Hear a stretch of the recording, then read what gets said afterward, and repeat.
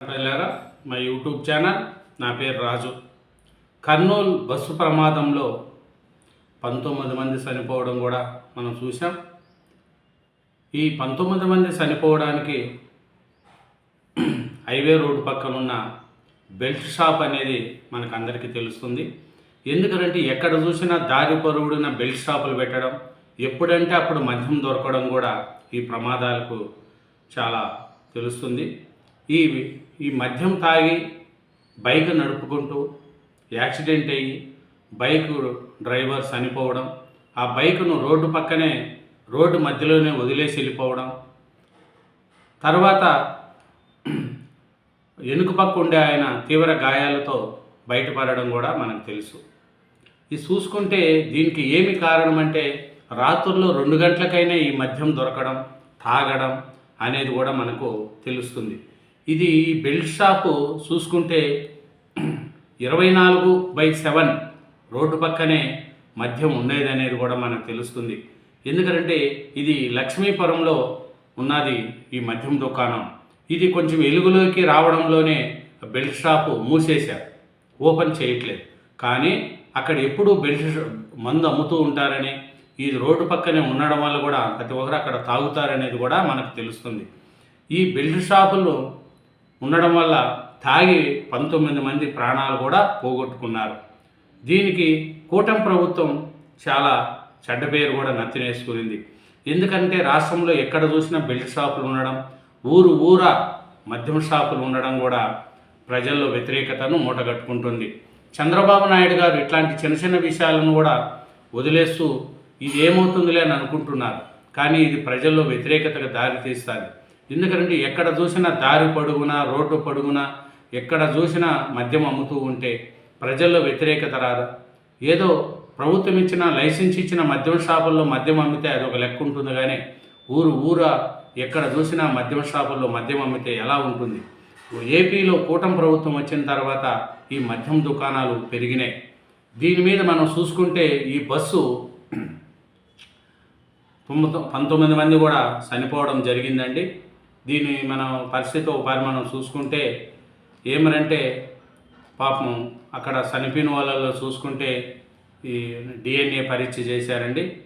మృతదేహాల కోసం 48 గంటల పైగా నిరీక్షణ చేశారు. DNA రిపోర్ట్లు రావడంతో మృతదేహాలు కూడా అప్పగించేశారు. ప్రత్యేక అంబులెన్స్లో స్వస్థలాలకు పంపింది ప్రభుత్వం. 19వ మృతదేహం చిత్తూరు జిల్లా వాసిగా గుర్తించారు. 2 ప్రమాదాలు, 2 FIRలు నమోదాలు చేశారు. ఇప్పుడు ప్రైవేటు బస్సులు ఎక్కాలంటే భయం, ఏం జరుగుతుందో ఏమో అనేది కూడా తెలుస్తుందండి. ఎందుకంటే ఈ మృతదేహాలు ముద్దయిపోయినాయండి. చూడండి, ఒక మద్యం కల్తీ మద్యమా లేకపోతే ఏ మద్యం అమ్ముతున్నారో తెలియదు. కానీ ప్రజలు కూడా ఎక్కడంటే అక్కడ మద్యం తాగకూడదు. తాగేవాళ్ళు కరెక్ట్గా గవర్నమెంట్ ఇచ్చిన దుకాణాల్లోనే మద్యం తాగాల. ఎక్కడ పడితే అక్కడ మద్యం తాగితే కల్తీ మద్యం రావచ్చు, అది మీ ప్రాణాలకు కూడా తెలిసేయచ్చు. కానీ ఇదేమిటంటే సోమవారం అంతా అనుకున్న DNA ఫలితాలు ప్రభుత్వం ప్రత్యేక చొరవ మేరకు ఆదివారం ఉదయానికి రావడంతో వెంటనే రక్త సంబంధికులకు సమాచారం ఇచ్చారు. DNA సరిపోల్చిన అనంతరం ఆదివారం మధ్యాహ్నం నుంచి మృతదేహాల అప్పగింత ప్రక్రియను చేపట్టారు. ఈ సందర్భంగా కర్నూలులో అయితే ఒక ఘోరం. ఏం చేయాలి చెప్పండి? ఈ బస్సులో పాపం ఏడ్చారంట పాపం అండి. ఏమిరంటే చూడండి, హైదరాబాద్కి చెందిన శేషగిరిరావు కుమార్తె కుటుంబ సభ్యులంట. ఆయన చనిపోతే తండ్రి మృతదేహాన్ని అంబులెన్స్లోకి ఎక్కిస్తుండగా వెక్కి ఏడుస్తుంది ఆయన కుమార్తె. ఈ రోడ్డు ప్రమాదం ఒక బెల్ట్ షాపు వల్ల జరిగింది అనేది తెలుస్తూ ఉంటే ప్రజలు అయ్యో బెల్ట్ షాపులు రోడ్డు పొడుగున అమ్ముతూ ఉంటే ప్రభుత్వం ఏం చేస్తుంది, పోలీస్ వ్యవస్థ ఏం చేస్తున్నారు, ఎక్సైజ్ వాళ్ళు ఏం చేస్తున్నారు అనేది కూడా ప్రజలు చేస్తున్నారు. దీని మీద చంద్రబాబు నాయుడు గారు కానీ పవన్ కళ్యాణ్ గారు కానీ ఎక్కువ శ్రద్ధ పెట్టాలి. బెల్ట్ షాపులు ఎక్కడంటే అక్కడ ఆంధ్రప్రదేశ్లో రావడంతో కూడా చాలామంది ఇబ్బంది పడుతున్నారు ప్రజలు. ఇంకా చూసుకుంటే పరిస్థితి ఈ మృతదేహాలను అంతా ఇచ్చారు, అంబులెన్స్లో పంపించేశారండి.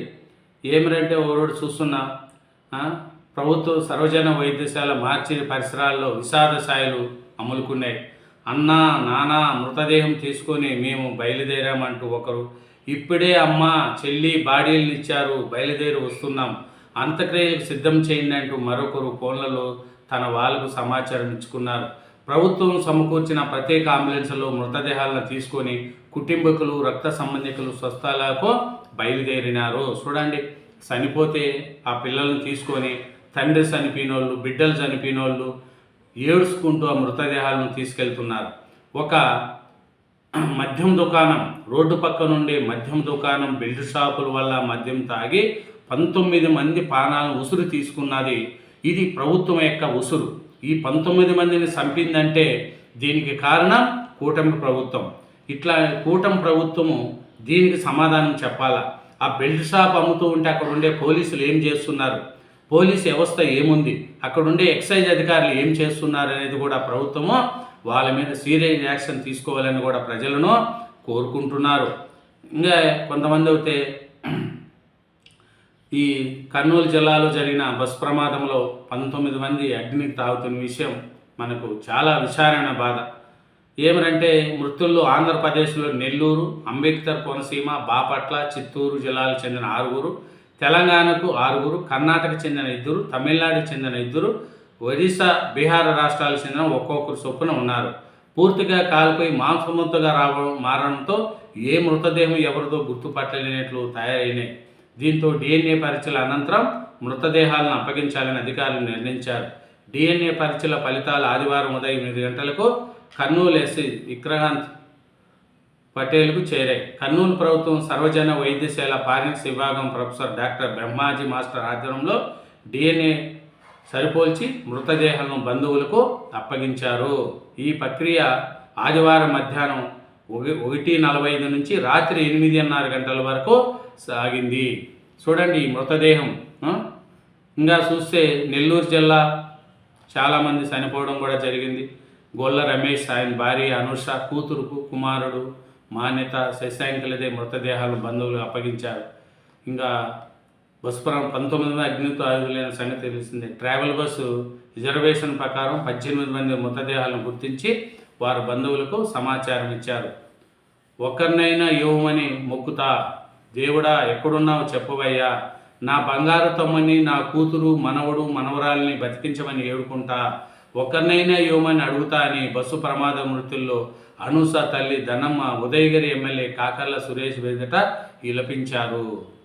చూడండి, ఇంకా చూసుకుంటే ఈ మృతదేహాలు అప్పగించారే కానీ బెల్ట్ షాపుల పరిస్థితి ఏమి? చూడు, రోడ్డు పక్కనే ఉంటుందంట, 24 గంటలు మద్యం అమ్ముతున్నారంట లక్ష్మీపురంలో. ఈ పేపర్లో ఫోటో రావడంతో 2 రోజులుగా మూసేసినారని గ్రామస్తులు చెప్తున్నారు. అక్కడే బెల్ట్ షాపులు లేవు, ఆ బైకర్లు లైసెన్స్డ్ మద్యమే సేవించారంటూ కూటమి ప్రభుత్వం ఎంత చెప్పినా కూడా ప్రజలు నమ్మే పరిస్థితి లేదు. కానీ రోడ్డు పక్కనే మద్యం అమ్ముతూ ఉంటే ప్రభుత్వ అధికారులు ఏం చేస్తున్నారనేది కూడా తెలియాల. ఏమూరి కావేరీ బస్సు దుర్ఘటన అనంతరం లక్ష్మీపురంలో దుకాణం మూసివిచ్చేశారు. కానీ ఆ గ్రామంలో చూసి 24 గంటలు మందు అమ్ముతున్నారనేది కూడా తెలుస్తుంది. చూడండి, ఒక బెల్ట్ షాపులో మద్యం తాగి బైక్ నడిపి 19 మంది ప్రాణాలు తీశాడు ఒక వ్యక్తి. ఎంతమంది కుటుంబ సభ్యులు రోడ్డును పడి ఏడుస్తున్నారో, నాన్న చనిపి, తల్లి చనిపి, కూతురు చనిపి, బిడ్డ చనిపి, ఎంతమంది చనిపోతే దీనికి కారకులు ఎవరు? చంద్రబాబు నాయుడు గారా, పవన్ కళ్యాణ్ గారా, లోకేష్ గారా అనేది ప్రజలు అడుగుతున్నారు. వీళ్ళ ప్రాణాలను ఎవరు తెచ్చిస్తారు? ప్రభుత్వం మీకు బంపర్ మెజార్టీతో వస్తే రోడ్ల పక్కన మద్యం దుకాణాలు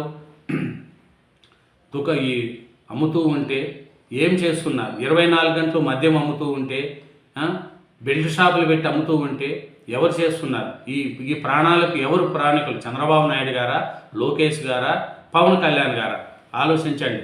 పవన్ కళ్యాణ్ గారు అన్నిటికీ చెప్తూ ఉంటారు కదా, మళ్ళీ 19 ప్రాణాలకు ఎవరు తెచ్చిస్తారు? దీనికి ఎవరు సమాధానం చెప్తారనేది కూడా ప్రజలు అడుగుతున్నారు. కాబట్టి ఇప్పటికైనా ఆంధ్రప్రదేశ్లో బెల్ట్ షాపుల సంఖ్య తగ్గించాలనేది కూడా ప్రజలు కోరుకుంటున్నారు. Thank you very much. ఛానల్ను సబ్స్క్రైబ్ చేయండి, నా వీడియోను లైక్ చేయండి.